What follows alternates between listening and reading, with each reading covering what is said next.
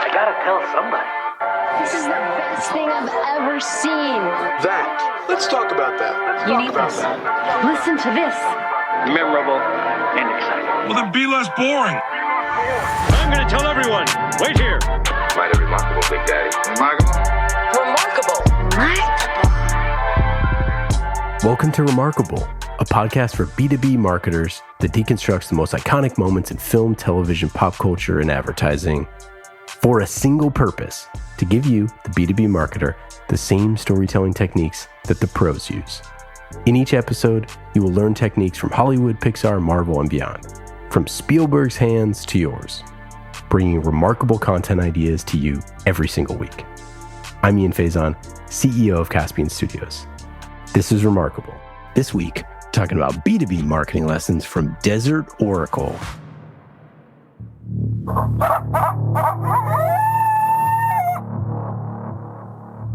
Transmitting from the Mojave Wilderness in Joshua Tree, California. Now is the time for Desert Oracle Radio, the voice of the desert. With the help of Chief Evangelist at Contentful, Nicole France. Nicole, how are you? I'm very well, thanks, Ian. It's great to be here. Great to have you on the show. I'm so excited to finally chat with you on Remarkable. Normally, our conversations are both fun and long-winded, not on microphone, and today it will be on microphone. I know. Well, I don't know if I ever told you this, but a good friend of mine decided that he should start a podcast called We Should Have Recorded That, because that's what he thinks a lot of the time. It's what my wife tells me, except you shouldn't have recorded that, is normally. There you go. All right, that's not true. She's my biggest fan. Who am I kidding? Okay, so why the heck did you pick the Desert Oracle to talk about today? Oh, gosh. It's probably telling more about what I think about and how I view the world than anything else. But it's actually kind of a hard question to answer. I just really find myself drawn to it. It speaks to me on a lot of different levels. But I think part of that is just because it reflects kind of literally where I am in the world a lot of the time, and also more sort of metaphysically how I think about things and the vast range of stuff that matters to me and that I care about and that I'm interested in and that I want to hear about, I guess, as well. So Desert Oracle is loosely centered around Joshua Tree and the Mojave Desert, but extends really across the Southwest in its kind of, I guess let's call it geographic scope. But it touches on so many different kinds of topics and ideas and stories. It's a little bit kind of folklore, like Bigfoot. It's a little bit interested in kind of out there stuff like UFOs, which are apparently not really that much of an out there topic anymore these days. And it's also kind of talking about things that are very deeply human and naturalistic as well. So, our relationship to nature, different kinds of natural beauty, and how we kind of think about and interact with and value that in our lives as individuals and honestly as societies as well.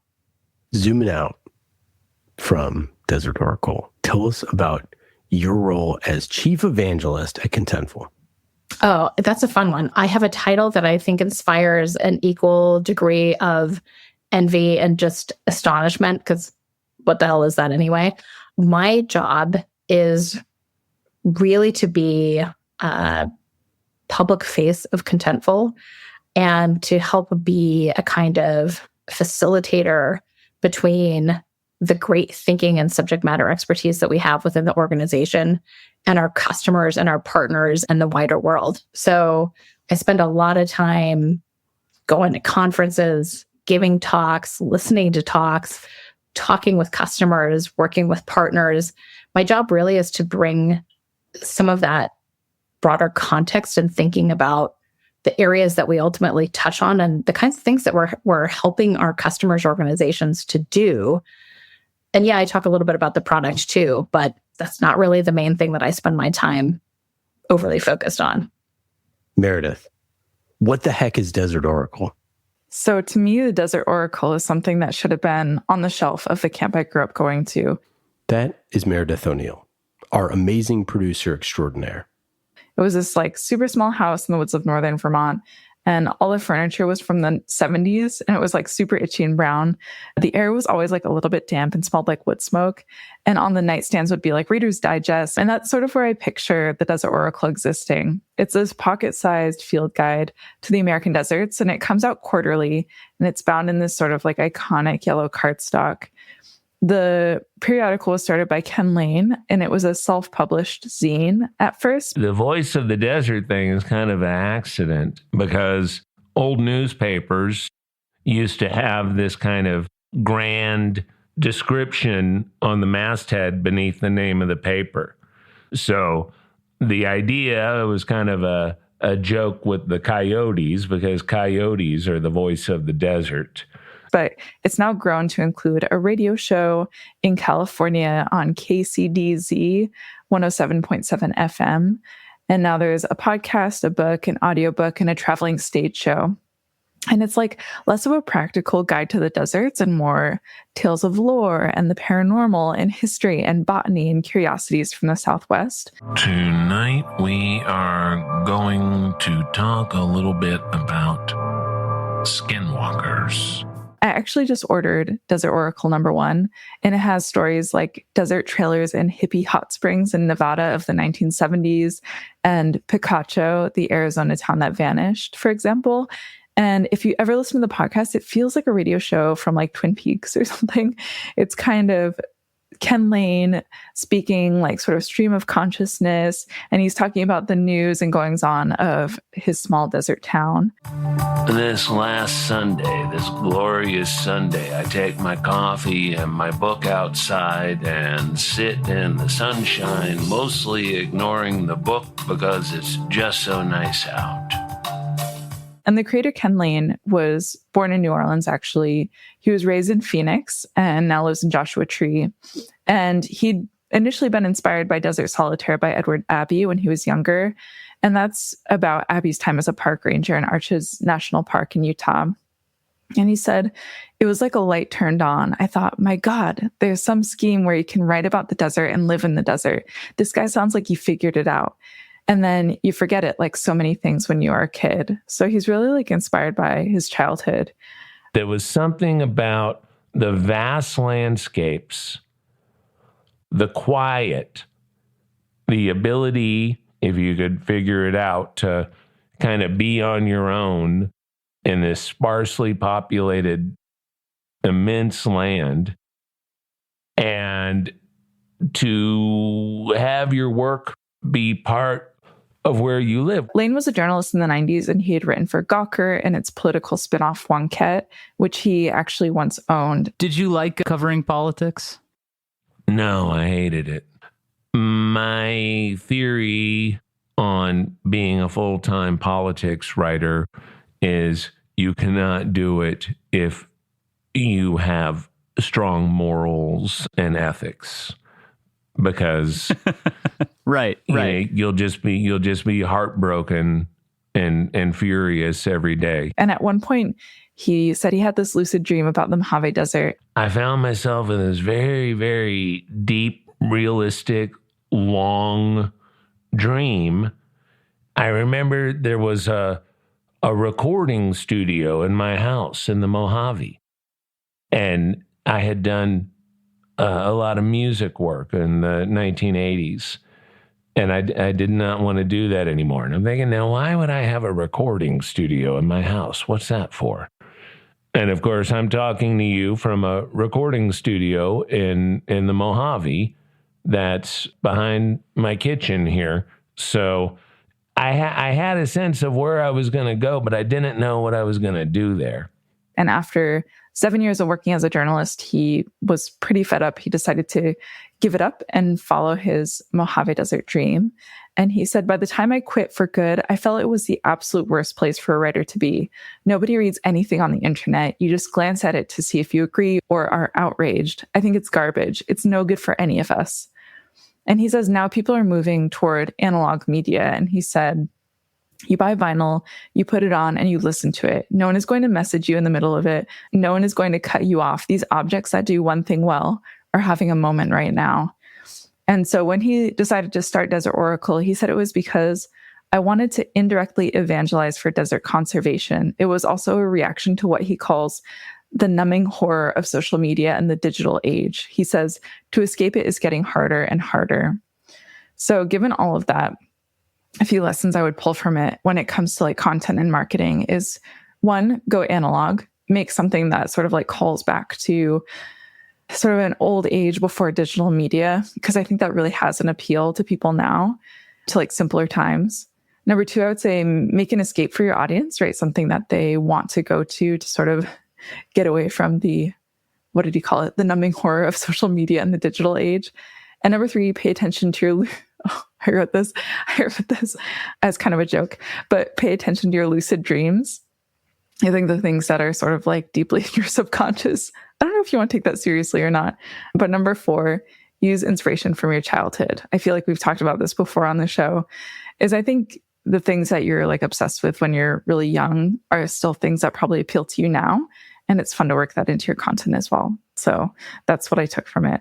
But I'm wondering, Nicole, if you had other lessons that you sort of took from his content, because I know you have more experience with it. You mentioned on his podcast, he has like these audioscapes, these soundscapes that he draws listeners into. Design for Disaster, the story of the Bel Air conflagration.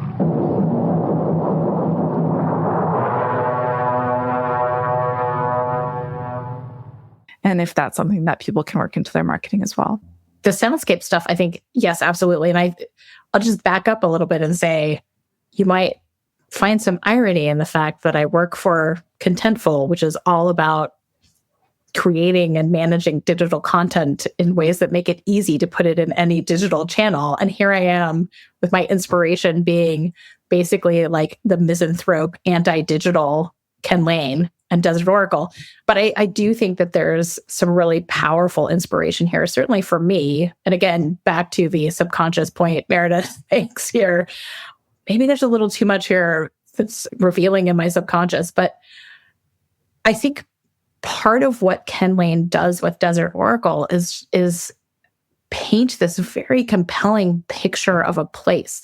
In some cases, a literal place, like when he's hiking out in Joshua Tree.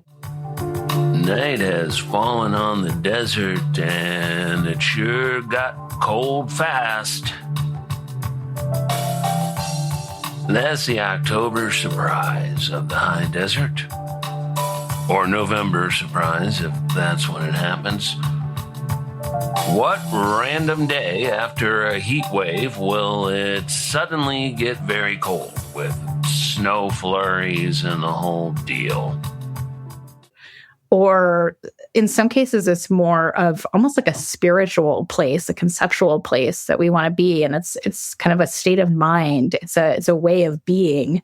And the soundscapes are part of that. You know, these are all kind of aspects of what helps to really draw us in and keep us mesmerized while we're there in this world with Ken Layne. And I think that kind of almost magical mysticism maybe sounds a little bit out there, but you know, we're trying, I think, all of us in the way that we think about content and engaging our audiences. We want to do some of that. We want to do some of that in a way that really is attractive and appealing to the audiences we care about engaging with. So I think that's a big one for me. There's another element that is maybe a bigger conversation here that I think you'll appreciate too, Ian, which is, you know, in this world where generative AI has become such a big deal, and you can be a total skeptic, you can be a total fan, you can be, you know, somewhere on the fence about it. I think there's something here that kind of harkens back to what the arts and crafts movement was in the Industrial Revolution. You know, this idea of kind of going back to this craft, this artisanal, this very human, this very lo-fi way of doing things. And ironically enough, I think there's a real space for that, even in these digital channels. I was listening to a podcast yesterday with the director from Dune, and the host asked him, essentially, does he think that art and commerce are at odds? That in order to make great commerce, does the art suffer? And he says it's actually the exact opposite, that commerce is only successful when there is great art, and great art is original. I've been thinking about that for the past 24 hours in preparation for this call, and thinking about, like, to whom's responsibility is creating great art, or to whose responsibility is creating original things. And I think that that's where, to me, the AI debate, if there is such a thing, it is, to me, is like almost irrelevant part of it, because at the end of the day, like, the job of any marketer is to create original ideas and to get your audience's attention and to captivate them in some way. And I think that it's a great tie into this thing, which is like this old dude who's had a career, doing tons of different things, lots of writing, all sorts of different stuff, and is just basically like trying to get to know the place where he lives, the desert, better himself, to understand it, to understand what happened on this land before he was there, and to share those stories with people in a way, regardless of medium, regardless if you want to read the physical book or if you want to listen to the radio show or if you want to listen to the podcast. But it's his singular voice that created Desert Oracle. And I think that that's part of the reason why you attach yourself to it, Nicole, is because I think in some way, like, you enjoy the craft of creating, and you enjoy that this one single person just said, I'm going to make this thing and make it really interesting. And like, that is something that anyone who is like either listening to this or working on a marketing team or anyone in content can go do singularly with no other resources or requirements or whatever. It's just like being curious and having the internet and walking around. I think you've really hit on something important there. It is entirely his voice. This is a person who kind of, advice be damned on how to be successful at doing this stuff. That's not what mattered to him in starting this. What mattered to him was doing something that he was really inspired and compelled to do and continues to do because it matters to him and he's interested. And it is extremely creative. It is highly unique. It's certainly very individual to Ken Layne and his view of the world. And yet, weirdly, like all good storytelling, it resonates. And I certainly find it something that I can very much understand and associate with. And, as I said earlier, it's the places that I go, the places that I've been, the things that I see, the things that I wonder about, the things that I care about. Like, I can find all of this in the stuff that Ken Layne is talking about. I since my own misanthrope tendencies and a lot of what he's talking about, and yet he's still a culture and media junkie at the same time. So it's almost like a contemporary Thoreau, right? Like, how do we get back in touch with the things that are really fundamental, that really are the most important in our existence and nature and, as people?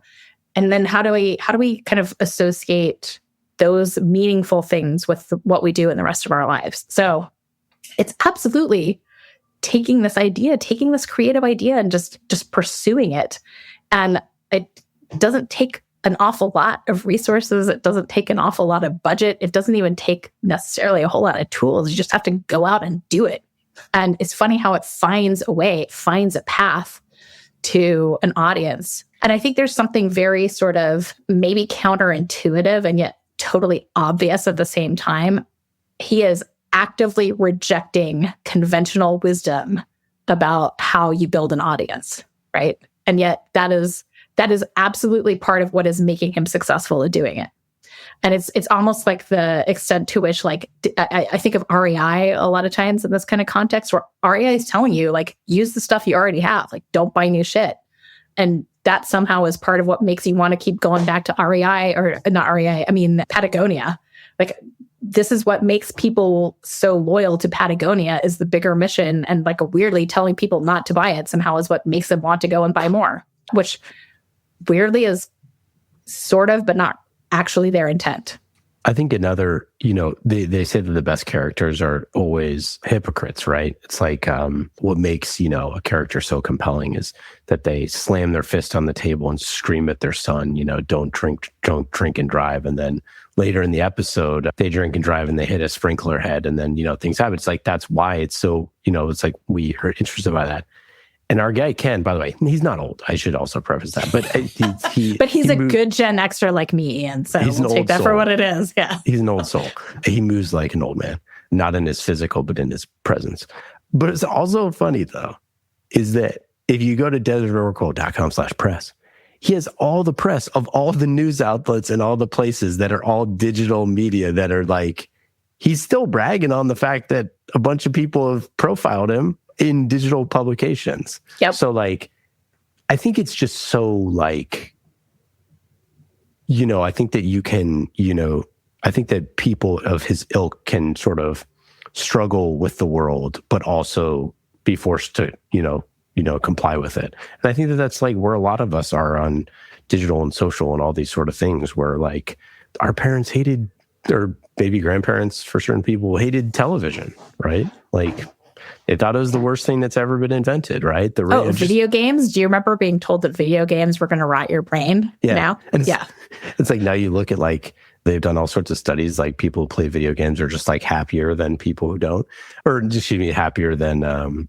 like video games actually make people happier, which is funny because like if you go and play like Parcheesi, like that's fine. You know what I mean? But anyways, it speaks to the sort of the way that we struggle with these things. And I think that's why it's something like Desert Oracle is so important to connect you back to nature, to connect you back to this stuff. And I think that for me, because I didn't know about it until you brought it up, and I've spent, a decent amount of time in the desert. I don't, live there part of the year like you or Meredith. But I think that so much is untold about the lands that we live on or come from. And so much of history is forgotten. There's a great documentary from the great David Attenborough. Yeah. And he talks about, he's like, when I was young and we went out and we saw tuna fish for the first time, I like couldn't believe it. It's like there were all these tuna fish. Like it was like these things, they just come out of the ocean. And he's like, I went to the jungles and I went to all these places and we thought the world was infinite. And what I actually realized later is that there were actually a specific number of elephants on the earth. There were a specific number of flamingos and tuna fish, by the way, I'm paraphrasing. And that is super important to know that these are not something that is endless, that there actually is a finite number. So if that's the case, then then it sort of changes the conversation of how you think about and cover these things. And to bring it back to Desert Oracle, it's not to say that like, it's not a show about missing what once was. It's just to acknowledge what once was while sort of embracing the future. So anyways, I digress, but yeah. No, but I think you're onto something here. It's an appreciation. It's almost a sort of ongoing homage to the past and the future. And I think a lot of it, if you take a kind of optimistic perspective on what he's talking about, is these are almost like some words to live by. This is some guidance for how we can be more aware, more in the moment, more intentional about what we're doing. And I certainly find that a very inspiring message to take away from this stuff. And the other thing that I have always come away thinking about is when you have a really compelling idea or message at the core, you can find all of these different ways of communicating it really effectively. And, again, going back to the fact that and I love your point about the hypocrisy too, but no, he's not out there posting on social media, but he's still demonstrating his creds and the coverage that he's getting, right? He appreciates it, clearly. Yeah, but he's got a different kind of set of media that he's working through, and that's very much by choice because he comes from a background of having done all this digital stuff. It's not like he is a complete Luddite. He's kind of chosen a different path. I think it's an important thing it's like a really important thing, I think, which is like people in our world where you can ignore the technology, you can pretend it doesn't exist, you can say, I'm going to delete every app on your phone.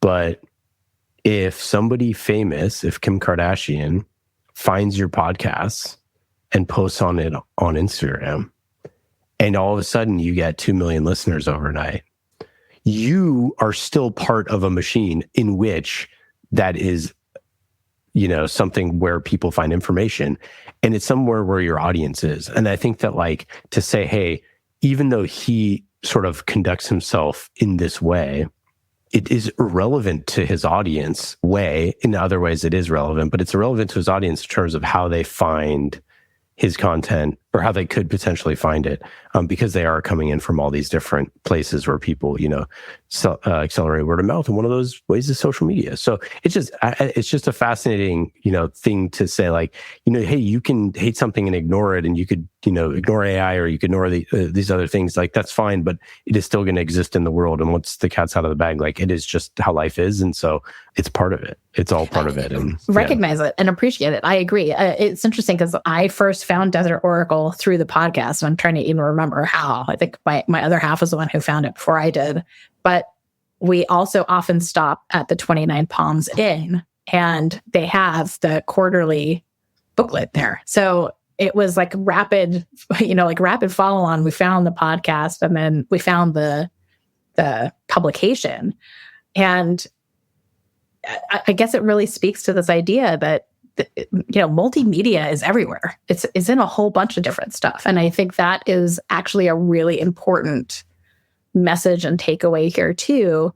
They're not exactly the same, but there's an overlap. There's an enriched experience when you're actually reading the magazine or the quarterly magazine and listening to the podcast, or catching the radio show live is really kind of fun. I would love to go to one of his live events too. I haven't had a chance to do that yet, but I think that this idea of being able to explore different aspects of the story and the story world is really key.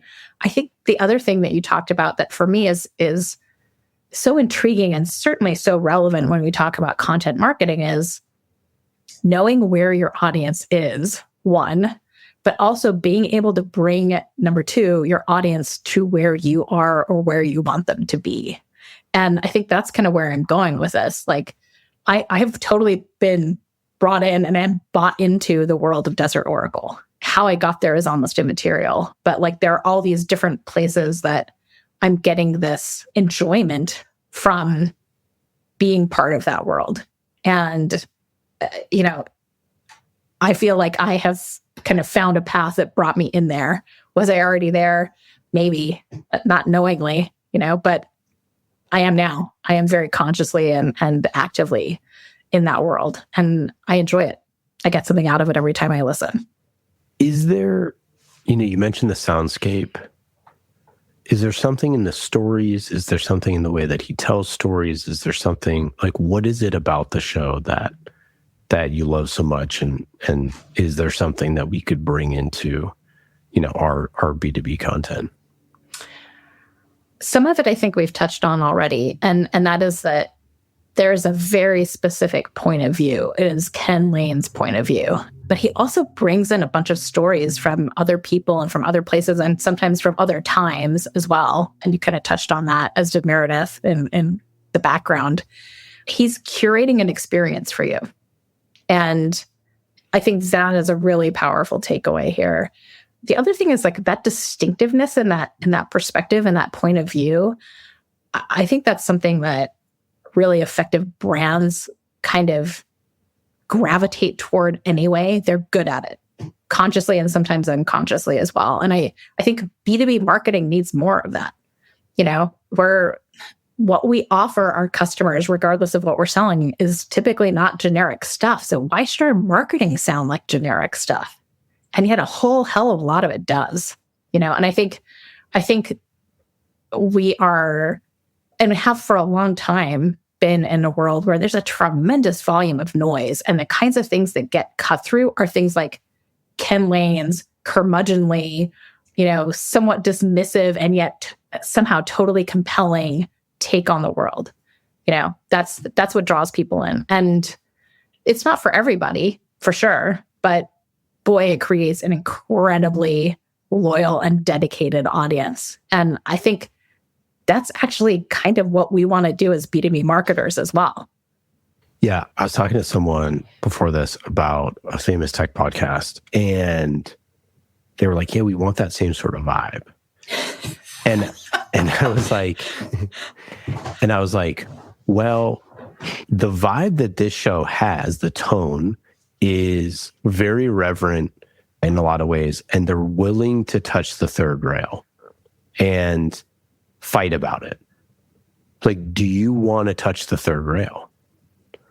And it's like, does your brand want to touch the third rail? And they're like, not really. I'm like, well, then you can't make that show, right?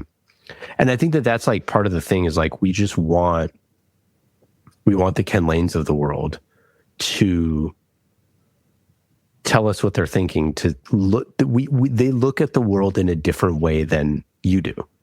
And they see things that you don't. And they have opinions about those things. And I think it's really, really, really hard for a brand to ever do that. Yes. Because a company isn't a person. It doesn't have a brain. It's a collection of people that have brains. It is not a person. So your brand can stand for things because the leaders at the company choose that it does that, you know, for example, like Patagonia or REI or any of those type of companies. But at the end of the day, like, it doesn't have opinions because it's not a sentient being, which is obvious, but like people don't realize that. So then to whom in your company is the person who is going to have those ideas and have the freedom to touch the third rail, if that's the type of brand that you want or not.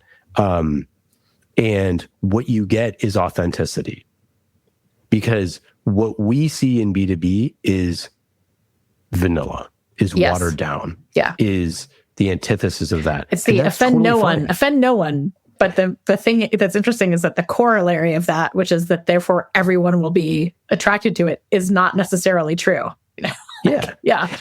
And like, not even like, you don't even need to be offensive. You just need to say something interesting. Like I always, point to Ted Lasso as like the perfect example of like why I think it's such a perfect show is like, it's not mean. It's literally just good-hearted. And creating that show was hard, to figure out how to create a show like that. But anyways, I say that to say that, what Ken Layne has done is giving it an authentic look at, the tagline is the voice of the desert. That sums it all up. He is saying, I'm the conduit to tell you the stories of the desert. I'm not Ken Layne. I'm speaking for the desert. Exactly. And I think it's interesting too, and Meredith picked up on this, that he's trying to sort of indirectly advocate for these desert lands. And, if you think about, again, kind of some of the opportunities available to us as B2B marketers, and coming back to what you were just saying about brands themselves are not people, there's a very important relationship here. And it kind of speaks a little bit to my job as well, of the relationship between the people who actually do have opinions and the organizations and the brands that they work for. And it's not ever a straight up one-to-one, but the point is, if you have a really good synergy, whether it's your, executive leadership team or the other people that are out as part of the organization presenting, and, arguably that's just about everybody in a company presenting a public face, it's about how that individual and the things that they bring and their values relate to what the organization and the brand are doing as well.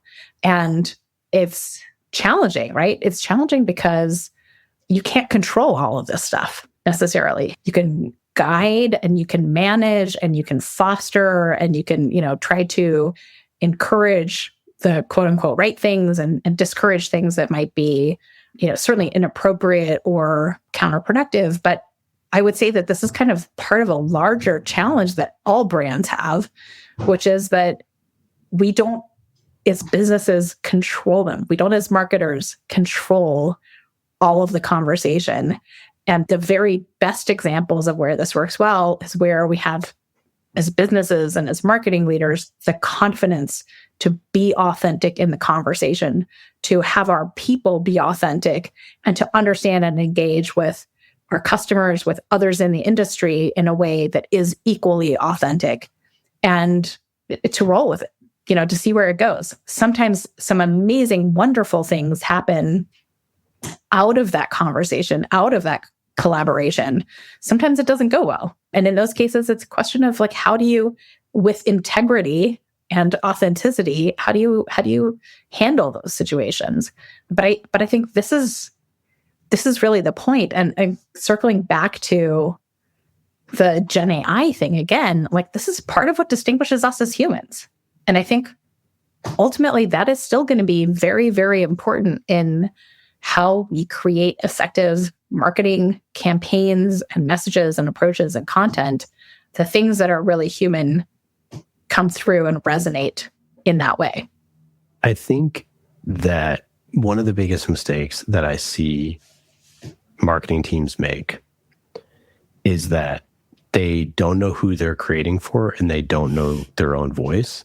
And like, this is a great case study in that. Desert Oracle, like, is literally says the voice of the desert. So if you were interested in the desert and what it has to say, this is a show for you, right? You know that immediately. You know that it's all going to be about the desert.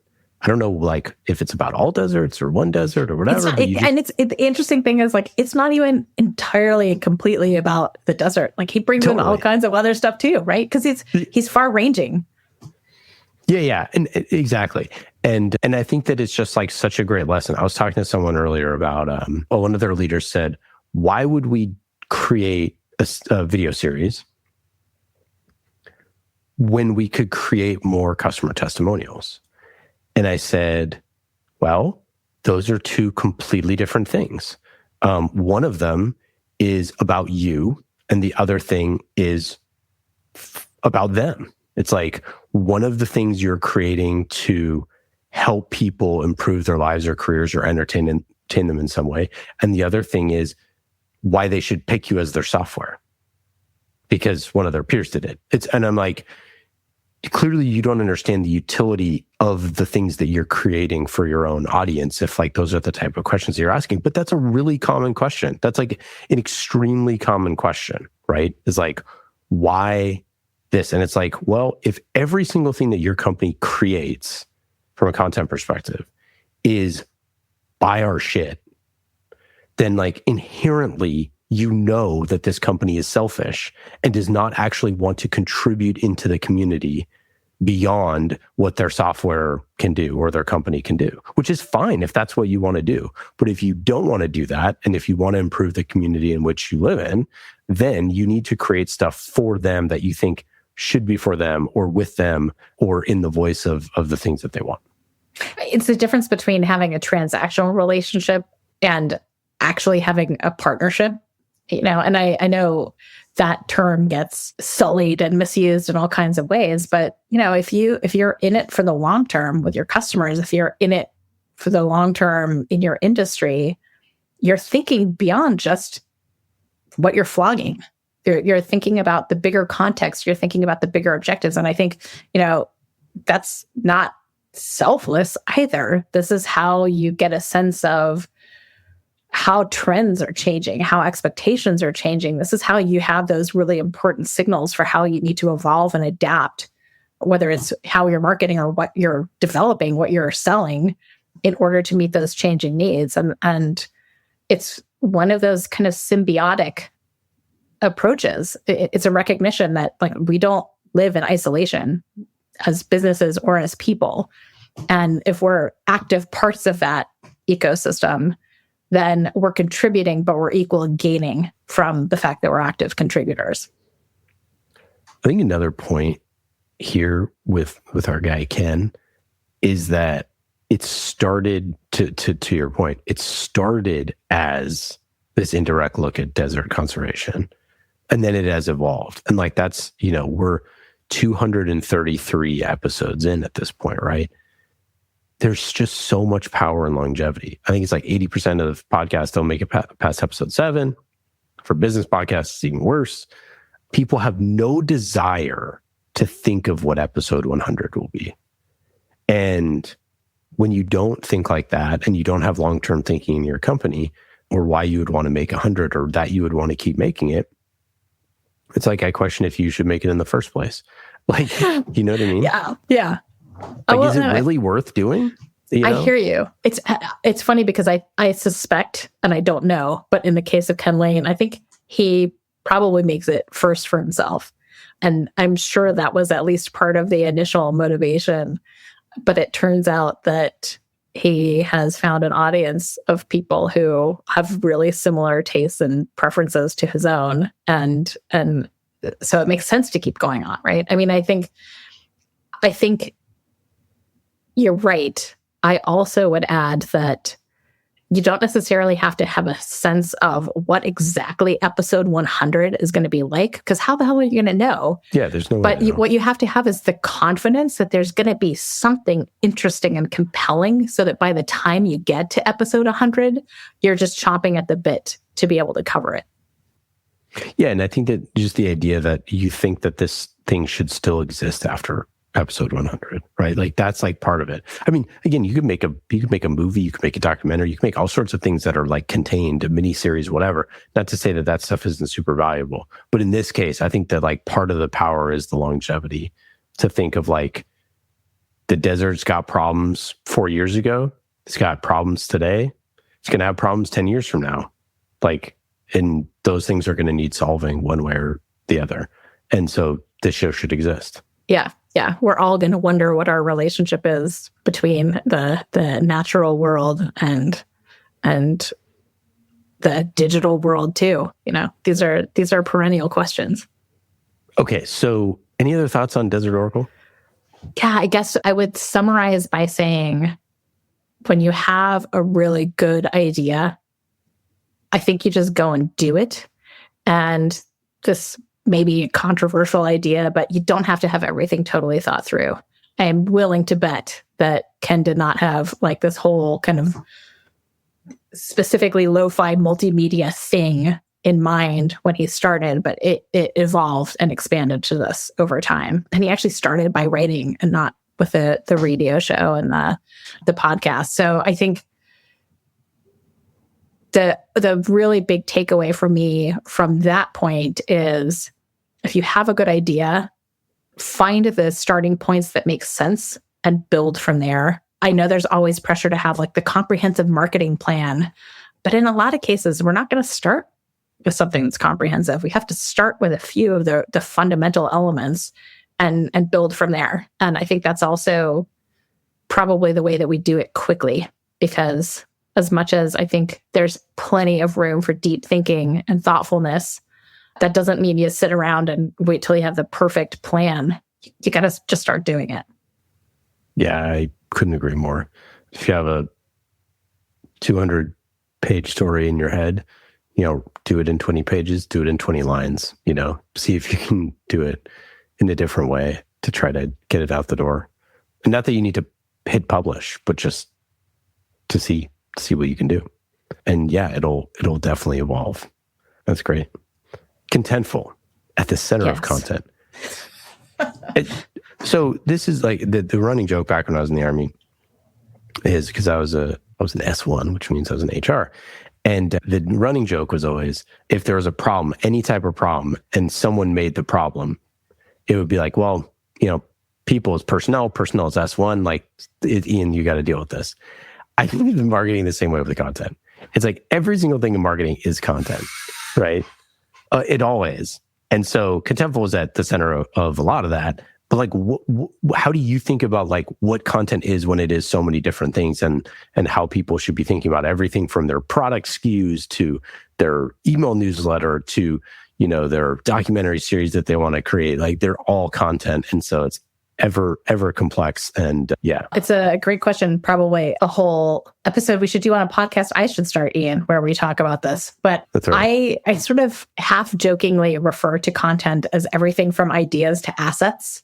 And really a whole lot of that stuff you can build and maintain in Contentful. And I think it's interesting because just this week I've been having conversations with colleagues and partners. And, I'm always talking to customers about this kind of stuff too, but thinking more and more about what are the ways in which we articulate the key substance of what we're trying to get across, the ideas, in other words? Because I think so often in marketing, and this really goes back to some very old school models that we're used to dealing in, like even print. I mean, like the extent to which print production processes and models still inform the way we think about and do marketing is kind of mind-blowing, really. You know, it's about like, what is the PDF, or what is the ebook, or, you know, what is the finished asset, right? And the reality is, even if you're talking about that in the sense of a web page, these things are always somewhat fluid. They're always dynamic because, you know, the beauty of this no longer being a print world primarily is that things can really rapidly be changed and iterated.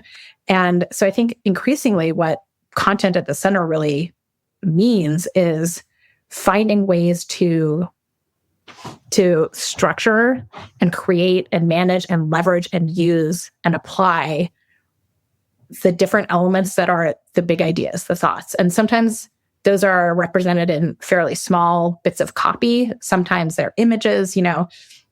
In many cases, it's combinations of these things. It's a guide, or it's an FAQ, or whatever it might be. But like, these are composed of all the different elements that go into that, the things about the product, the things that are policies, you know, the key marketing messages, the types of channels that we want to engage in, and the specific things that we're creating for social media, for example, as opposed to, you know, a customer event.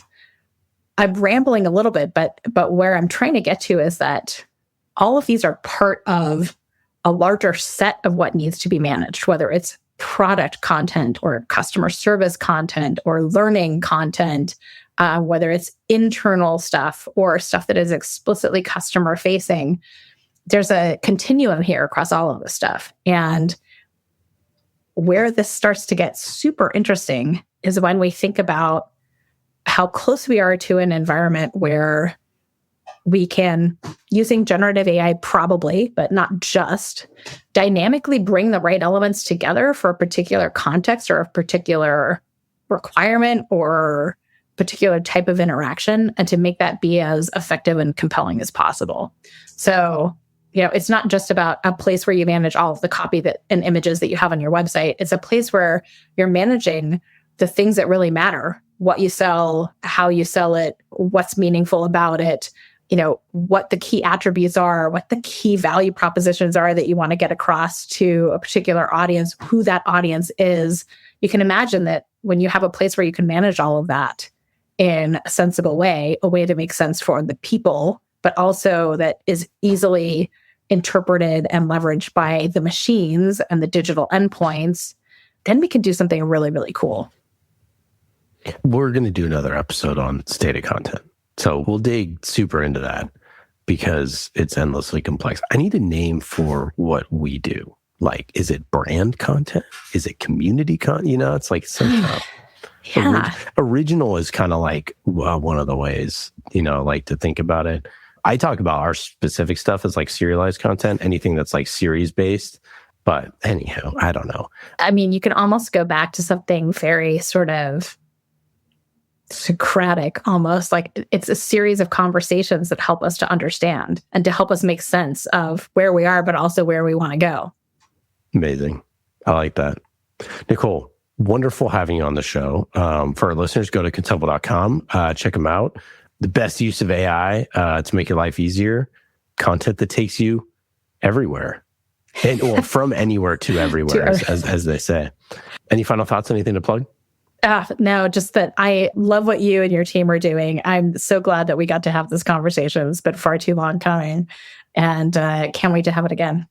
Awesome. Thanks, Nicole. Later. Thanks, Ian. Well, that's it for today. I hope you got some good ideas for your B2B content. Thank you for listening to Remarkable. I'm Ian Faison, CEO of Caspian Studios. Remarkable is created by the team at Caspian Studios, B2B podcast as a service.